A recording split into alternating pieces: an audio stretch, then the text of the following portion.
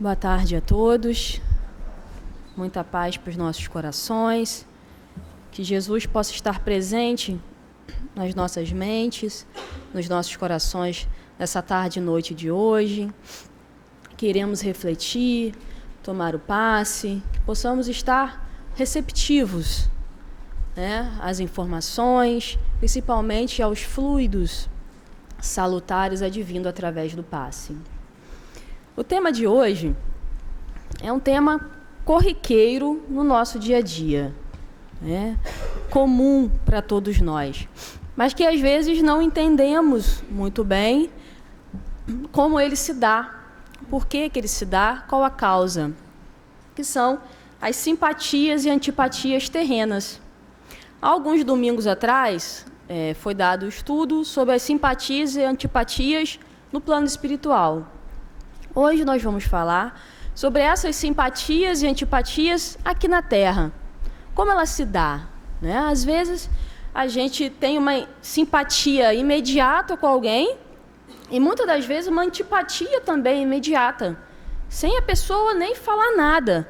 Simplesmente alguma coisa nela nos incomoda ou alguma coisa nela nos atrai e nos faz gostar daquela pessoa.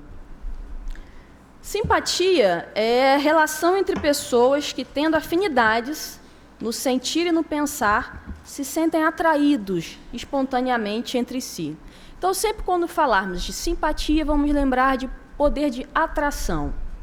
E antipatia é uma aversão espontânea, irracional, gratuita, repulsão. Então, sempre quando falarmos de antipatia, vamos lembrar de repulsão, né? De repulsa. Aí a gente pode imaginar que simpatia seja sempre uma coisa para o bem. Nem sempre. Quando nós vemos lá a pleiade de espíritos que nos acompanham, nós somos rodeados pelo nosso mentor espiritual, os espíritos familiares, né? Não só dessa encarnação, que já desencarnaram, mas também de outras que têm um vínculo afetivo muito forte e continuam nos protegendo, nos guiando, nos orientando, e os espíritos simpáticos. Aí a gente pode pensar assim, são espíritos o quê? Que somente estão me orientando para o bem. Só que esses espíritos simpáticos, eles podem ser tanto para o bem quanto para o mal.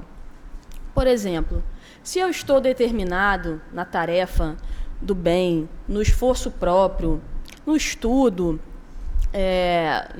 no intuito de diminuir as minhas más tendências, eu vou atrair para ao meu redor, para a minha faixa vibratória, espíritos na mesma sintonia, que estão também no esforço, no incentivo.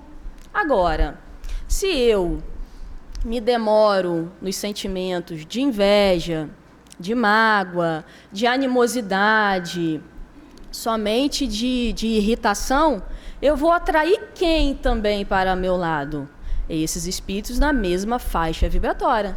Espíritos na faixa vibratória ali da ignorância, da animosidade, da raiva, da inveja. E eles vão também me estimular a continuar com esses sentimentos.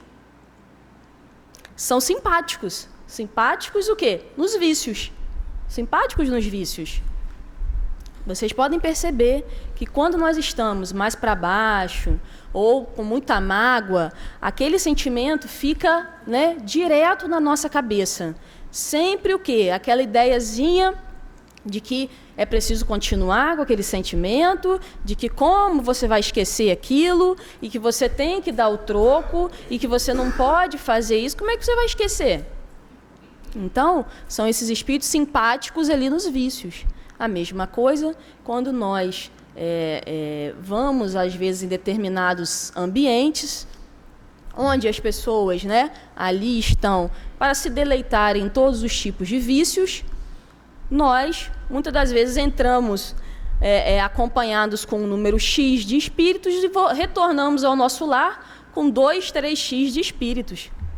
Por quê? Porque ali eu angariei espíritos simpáticos nos vícios e que vão me estimular sempre a retornar àqueles locais, fazer novas ligações, Então é importante nós, espíritas, sabermos também os lugares aonde vamos. Porque se eu estou naquele local, difícil não me contaminar no ambiente, né? Entrar um pouco na vibração do ambiente. E eu vou atrair espíritos simpáticos naqueles vícios também. Então a simpatia pode ser tanto para o bem, né? Tanto para os vícios.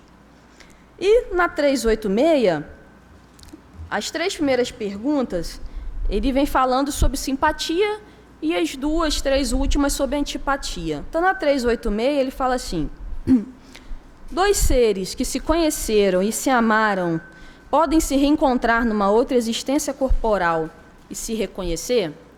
Então, essa pergunta são de 2 seres que se amaram em outra encarnação, se amaram não no sentido marido e mulher, mas se amaram, né, como família, se amaram, né, numa amizade, espíritos afins no amor. Reconhecer-se, não, mas serem atraídos um para o outro, sim. E frequentemente ligações íntimas, fundadas numa afeição sincera, não possuem outra causa. 2 seres se aproximam um do outro por circunstâncias aparentemente fortuitas, mas que decorrem da atração de 2 espíritos que se buscam em meio à multidão. Isso acontece, né? Acontece muito. Muitas das vezes a gente encontra com alguém, existem casos, né? Vira e mexe, a gente vê, a pessoa às vezes vem de um outro continente, se encontram num determinado local para fazer, né, num curso ou alguma coisa, e dali imediatamente surge uma simpatia, né, só em ver, e ali parece que estão somente se reencontrando. E é verdade, são espíritos que se atraem um para o outro, né, e ali, dessa atração, resulta muitas das vezes trabalhos belíssimos. Pode ser também numa junção para um casamento, ou então aquele outro, vamos colocar numa relação de amizade, ser aquele que vai te suportar nas provações da vida. Aquele que a pessoa que está sempre ali do seu lado, que não é às vezes um parente, é um amigo que você fez aí na vida e que te sustenta ali nas provações, está sempre ali do seu lado. Então, esses encontros acontecem. É o quê? A simpatia pelo amor. O amor é uma força de atração irresistível. Então, reconhecer-se não. Eles não vão saber o que nós fomos em existências passadas. Não vão identificar. Até porque, se nós temos o véu do esquecimento do passado, é porque é útil para nós e porque temos que dar conta dessa encarnação agora. Nós temos ali uma janelinha, que são as nossas tendências instintivas e a voz da consciência, que por ela, pelo autoconhecimento, nós já vamos vendo o quê? O que fomos, o que realmente somos, que tendência eu trago. Então, não precisa saber, né, quem foi. O que importa é que aquela atração gere bons frutos, né? Floresça aquela amizade ali baseada no amor. Na subpergunta A, ele fala assim: não lhe seria mais agradável reconhecerem-se? Nem sempre. A lembrança das existências passadas teria inconvenientes maiores do que imaginais. Depois da morte, eles se reconhecerão, terão consciência do tempo que passaram juntos. Então, não é necessário. Se Deus, né, que é a inteligência suprema, outorgou que não é, no nosso estágio evolutivo, possível esse acesso mais direto, é porque ele sabe muito bem o que está fazendo. Porque é para começar do zero, para começar ali uma nova existência, esquecendo momentaneamente o que nós fomos. E ficaria também muito confuso. A pessoa, se aquele companheiro ali de agora foi alguém que nós vivemos lá em 1500 e pouco. Era outra época, outros costumes, outra situação, e agora estamos aqui em 2016 e fica tudo muito confuso na nossa cabeça. Se já é complicado dar conta da nossa vida atual, dar conta dos problemas que temos no hoje, então imagina lidar com essa carga toda do passado.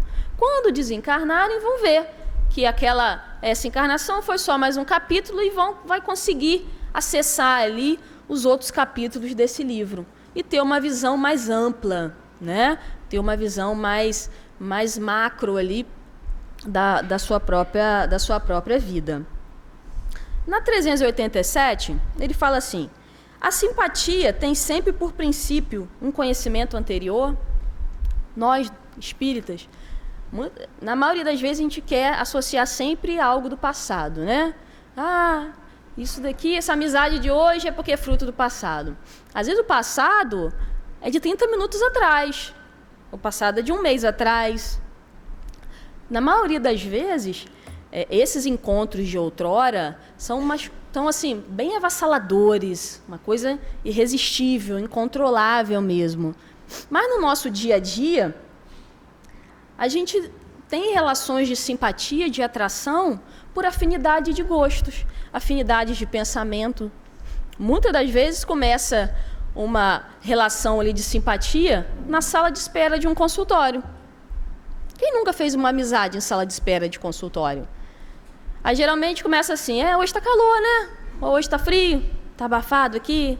Aí depois começa: o médico está demorando, né, meu? Olha, a gente vai ficar aqui a tarde toda. Aí daqui a pouco sempre vai para a competição das dores. Sempre tem uma competição. Nós não somos atletas, mas competidor é com a gente mesmo. Aí a gente, muito discreto: você tem o quê mesmo? Tem uma dorzinha no ombro, né? Fala baixinho. Mas o meu são nos 2 ombros e no joelho. Não, mas olha, eu tenho também uma gastrite e uma hérnia de hiato. Menina, você não sabe, eu tenho 2 hérnias na lombar. Olha, eu tenho uma vertigem. E aí começa competindo e vamos ver quem vai ganhar no final das contas. Até às vezes passa mal e fala assim: não, você ganhou. Porque a gente começa a competir as dores. Gente, deixa a pessoa falar da dor dela. A gente gosta de sempre a nossa dor ser maior. A minha dor tem que ganhar. A competição é até nas dores. E também na fila de banco. A gente pode começar ali uma relação de amizade na fila do banco. Por pessoas que gostem do mesmo esporte, né? Gostem do mesmo estilo musical. E ali começam aquele assunto e vão vendo que também tem outras afinidades. E começa, muitas das vezes, uma relação sincera, verdadeira ali, e que daquele início pode se perpetuar em outras vidas. Mas começou ali, não teve às vezes uma ligação passada. É o início nessa própria encarnação. Aí numa outra encarnação, se vierem novamente juntos, vão falar: não, foi da encarnação passada. Mas nem tudo é, né, somente ligação do nosso passado. E ele fala: a simpatia tem sempre por princípio um conhecimento anterior? Não. 2 espíritos que se agradam mutuamente, naturalmente se procuram, sem que se tenham conhecido como homens. Essa simpatia também, esse poder de atração, está naqueles que também querem burlar as leis. Querem burlar as leis materiais.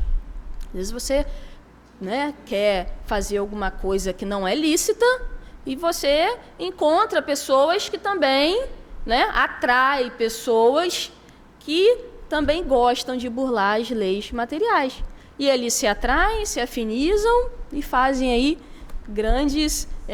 atraem para si grandes dificuldades na encarnação. Porque se você está determinado a fazer o bem, você vai encontrar muita gente determinada a fazer o bem. Agora, se você está determinado também a se entregar aos vícios, também você vai encontrar muita gente para te apoiar, para te incentivar a continuar nos vícios. Então, essa atração a gente tem que ver. O que eu estou atraindo na minha vida, né? Eu estou atraindo que tipo de pessoas ao meu redor? É uma forma de autoconhecimento. Eu estou atraindo amor ou eu estou atraindo revolta? Né? Eu estou atraindo somente dor ou eu estou atraindo entendimento das situações? Eu estou atraindo julgamento ou eu estou atraindo compaixão? Essa questão do julgamento, ela é muito importante, principalmente nos dias de hoje, que nós estamos na era do julgamento precipitado, na era ainda, né, do preconceito muito exacerbado, principalmente em redes sociais, onde a pessoa, pelo anonimato ali, fala o que bem entende. A gente tem que tomar cuidado, porque vemos uma parte e queremos julgar o todo. Onde que está a compaixão? Né? Jesus lá, voltando a Jesus lá no episódio lá da mulher adúltera, ele não julgou. E quando ele perguntou, né, quem aqui estiver sem pecado, que atire a primeira pedra. Os mais velhos foram os primeiros a saírem. Depois, os mais jovens. Por quê? Sabiam que não podiam julgar.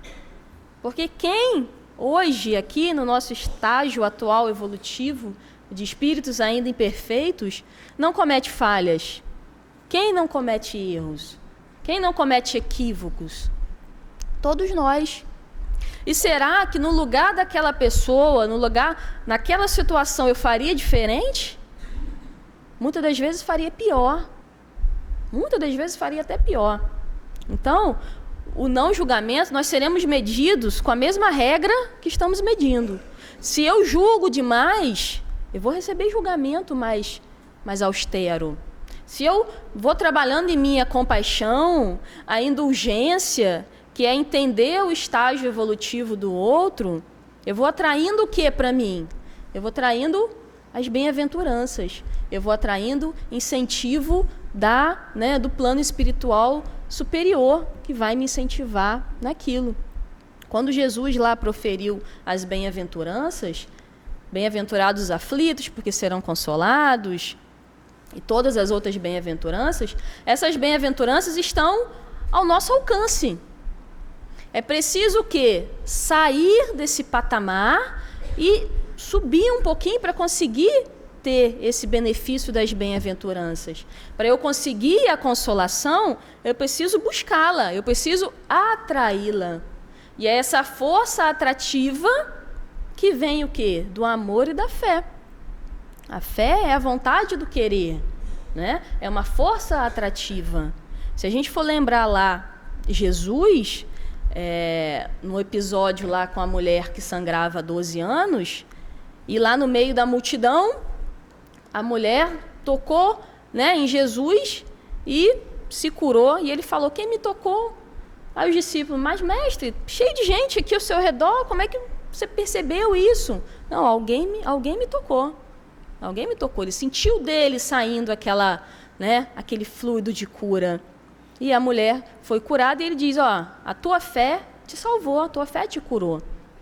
Ela atraiu para ela atraiu aquele bem para ela atraiu, conseguiu tirar de Jesus aqueles fluidos, né, para sanar ali as dificuldades da matéria.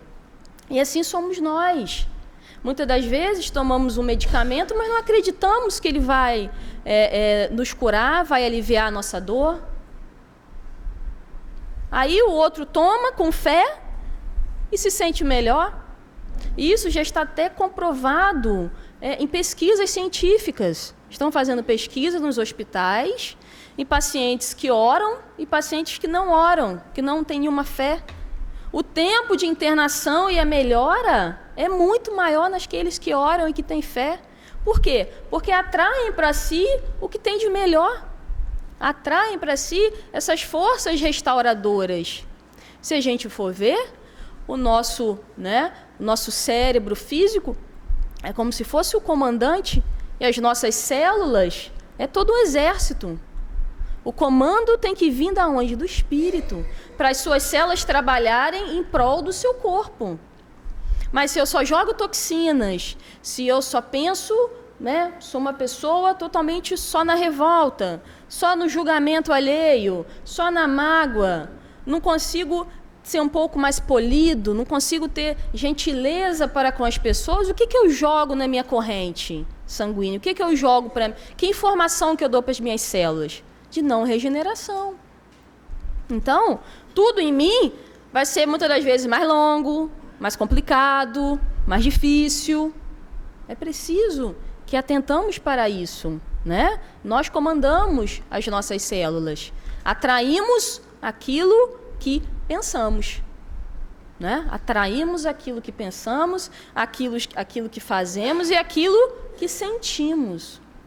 Jesus, pelo seu magnetismo puro, né? Fez aí, tinha poderes, e os seus feitos estão aí para todos nós analisarmos, porque era fruto dos valores, dos sentimentos elevados que ele tinha. Então, todos que se aproximavam de Jesus saíam diferente. Se aproximavam dele, saíam diferente. Saíam modificados, saíam pelo menos com, né, um pensamento diferente. Aqueles que o julgavam lá na frente se arrependeram. Então, tantas curas ele promoveu com o quê? Com essa força atrativa, né? Que a gente vai ver aqui sobre o magnetismo. Muito estudado. Kardec estudou muito sobre magnetismo, Mesmer estudou muito sobre magnetismo. Magnetismo é através desse fluido elétrico que os seres pensantes se atraem ou se repelem e se influenciam mutuamente segundo seus pensamentos, suas emoções e seus sentimentos. Então, é pelo magnetismo que a lei vai se cumprindo, atraindo ou repelindo pessoas do nosso caminho, atraindo situações ou repelindo situações do nosso caminho, né? É através desse magnetismo que Jesus tinha muito, esse magnetismo de cura, né?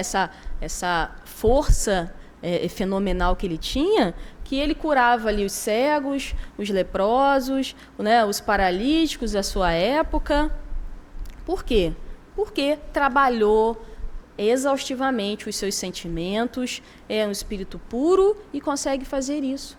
Mas ele diz para a gente o quê? Se vocês trabalharem, se vocês se esforçarem, podem fazer muito mais do que eu. Então, que nós sejamos pessoas que atraiam, que primeiro, que exalem, né, bons pensamentos, bons sentimentos, boas atitudes, para conseguir também atrair isso de volta. E que as pessoas, quando estiverem conosco, sintam-se também bem ao nosso lado. Porque Jesus possuía o que dentro dele? O reino dos céus. Ele tinha conquistado o reino dos céus, que é a obra divina no coração dos homens. Nós estamos nessa construção desse reino, nessa construção, em que nós carregaremos o céu dentro de nós, pela paz de espírito, pela consciência tranquila de estar o quê? Sempre no caminho da lei de Deus. Porque já é sabido por nós que quanto mais próximos da lei, mais felizes somos. Quanto mais afastados da lei, mais infelizes somos. E nós estamos como? Mais para felizes ou mais para infelizes? Porque a felicidade não é deste mundo, certo? Mas podemos passar pelas situações de uma forma mais tranquila, não é? Podemos fazer das situações, extrair dela o que ela tem de melhor. Que esse é o objetivo, é a educação do espírito, é fazer com que nós, espíritos recalcitrantes, trabalhadores da última hora, nós somos trabalhadores da última hora. Aqueles que foram chamados a primeira vez não quiseram, a segunda vez não quiseram. E olha, o tempo está acabando, está na hora.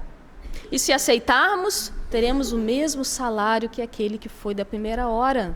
Porque o Pai é justo e beneficia aqueles que têm boa vontade.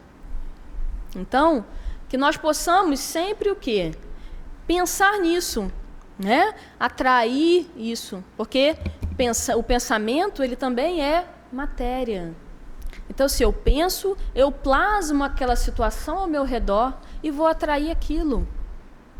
Tenhamos cuidados com os nossos pensamentos. Os nossos pensamentos teremos que dar conta deles também. Não é só as atitudes e as palavras. Aquilo que eu também penso, eu vou ter que dar conta, porque vai estar registrado no perispírito. Está tudo registrado. Eu por fora posso ser uma pessoa, falar livre, eu não julgo e tudo mais, mas a minha mente está jogando dardos. eu vou ter que dar conta desses meus pensamentos. Então, a proposta é sempre o quê? Pensei, Senhor, pensei. Não queria pensar, mas pensei. O que eu posso fazer para encaminhar esse pensamento? O grande problema não é nós sentirmos, não é nós pensarmos, é acalentar esse pensamento e esse sentimento, é abrigar ele no nosso coração. Ah, Senhor, eu fiquei magoado, aquilo que fulano fez comigo me magoou, fiquei mal, fiquei sentido, feriu meu orgulho. Sentiu, detectou aquilo, para isso é preciso o vigiai. E agora, o que eu faço? Detectei aquele sentimento que está me fazendo mal. O que fazer com ele? Acalentar? Colocar um cobertorzinho? Acariciar todo dia aquele sentimento? Ou tentar encaminhar? Senhor, me ajuda a encaminhar, eu não quero sentir isso. Me ajuda a entender o porquê que eu fiquei chateado. Me ajuda a entender porque que isso está me fazendo tão mal. Me ajuda a entender. Me ajuda a trabalhar isso. Esse é que é o caminho. Porque ainda sentiremos coisas ainda complicadas no nosso coração. Sentiremos raiva, ódio, inveja, ciúme, vingança. Mas o que fazer ao detectar esses sentimentos? Antipatia. O que fazer ao detectar uma antipatia? Que pode ser fruto, de uma encarnação passada, espíritos ali que novamente se encontram, mas que têm muitas contas a acertar e já, tem uma antipatia ali. O que fazer ao detectar isso? Que acontece no lar. Acontece no lar. O que fazer ao detectar isso? Então, como transformar isso? Pela oração, para conseguir abrir os canais da amizade, e nas ações caridosas, para ver se você consegue atingir o coração do outro. E tendo a certeza de que o que mais importa é fazermos a nossa parte. O outro dá conta do que é dele, a cada um segundo as suas obras. Se você já está no movimento de tentar ganhar a simpatia daquele que é antipático, mas o outro não quer, você fez a sua parte. Deixa o outro com o sentimento dele. Talvez mais adiante ele vai refletir, mas o importante é você fazer a sua parte. Hoje em dia, a gente muitas das vezes angaria uma antipatia por modos diferentes de pensar. Porque eu penso de uma forma, porque eu torço para um time, você torce para outro. Eu tenho esse lado, penso dessa forma de política, você pensa outro. E ali começa uma antipatia que pode cair o quê? Num ódio. Pode cair num ódio, não só uma antipatia pela divergência de pensamento, mas se eu vou acalentando aquilo e acirrando aquilo pode convergir para uma relação de ódio. E eu levar aquela situação para outras vidas.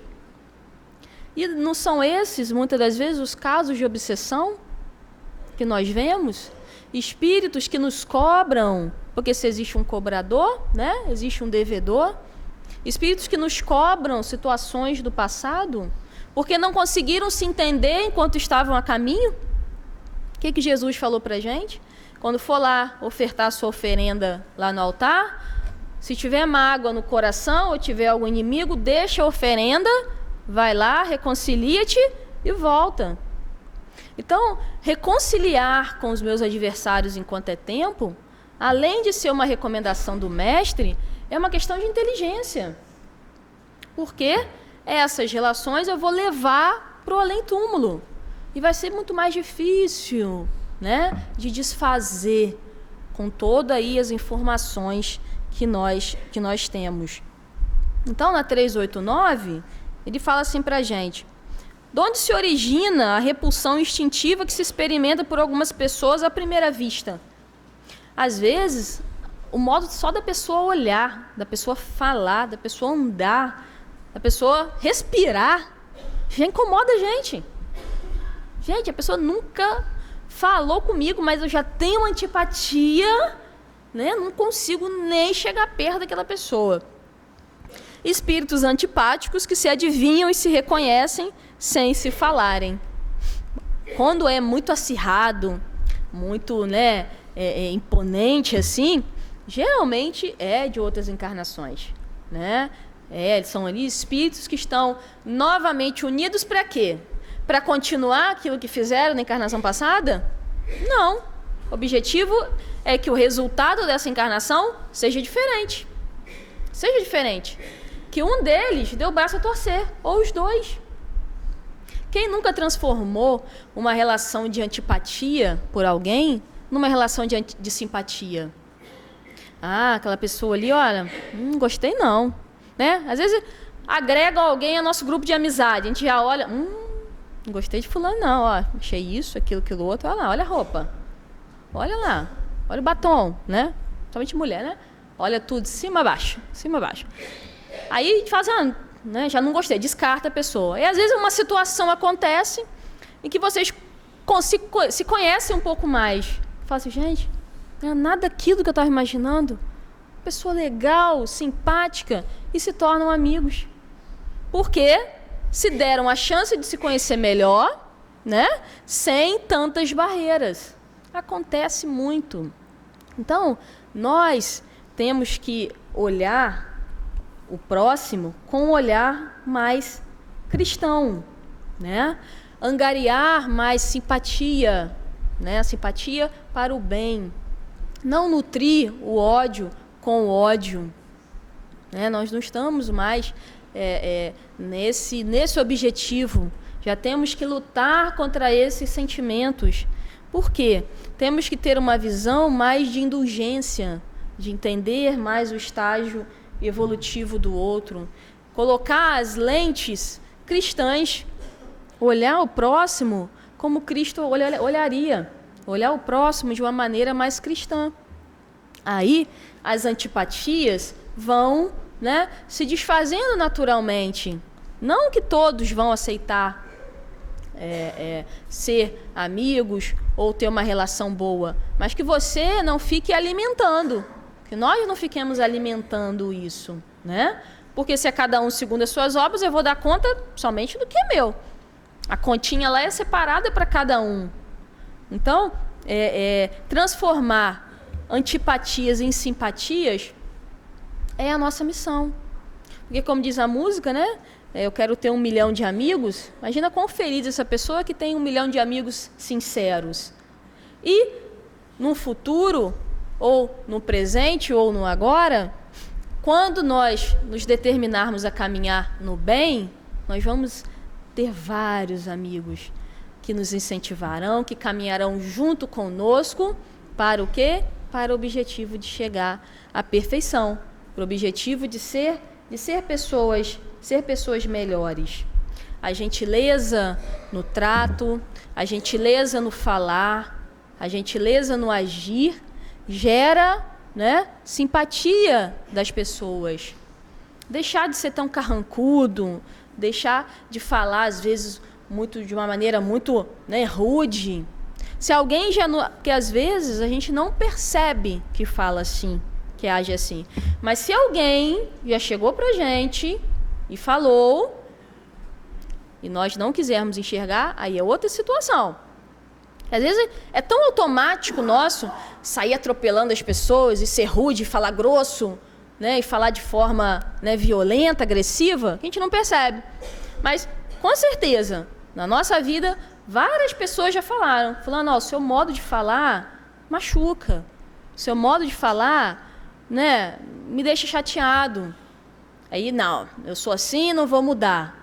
Aí, né, o sofrimento vem para burilar esse coração, para amolecer esse coração, para enxergar a vida de uma outra maneira. Porque a noção de justiça é querer aos outros aquilo que eu queria que me fizesse. Eu gosto de ser bem tratada, né? Eu gosto, né, de receber sorrisos. E quem não gosta? Todos nós gostamos. Mas para receber isso é preciso também eu doar. Quando foram lá levar os pães e os peixes para o mestre, ele perguntou o quê? Que trazes? Que trazes? Que trazes de você para que eu possa multiplicar? É preciso trazer algo. A lei sempre fala o quê? Batei e abri. Tem que sempre ter um movimento antes para que as coisas aconteçam. Sempre ter um esforço anterior para que alguma coisa aconteça. Não adianta só pedir, só achar, né? É preciso sair da inércia, do lugar comum e realmente fazer a nossa transformação. Ressignificar determinados sentimentos, ressignificar determinadas situações ocorridas na nossa vida que nos deixam hoje ser como somos. Às vezes uma pessoa mais amarga, uma pessoa sem tanto brilho para a vida, sem tanta vontade de viver. O que aconteceu que você está precisando ressignificar? Dar um novo significado. Porque se tudo existe uma razão útil de ser, até as maiores dores têm objetivo de aprendizado, né? Então, é tempo de nós ressignificarmos as situações da nossa vida, não ficar atrelado, porque isso aconteceu na minha infância, na minha adolescência, e eu não consigo ser uma pessoa mais alegre, não consigo perdoar. Vamos olhar com outro ângulo, vamos olhar com um olhar cristão para a nossa própria vida, né?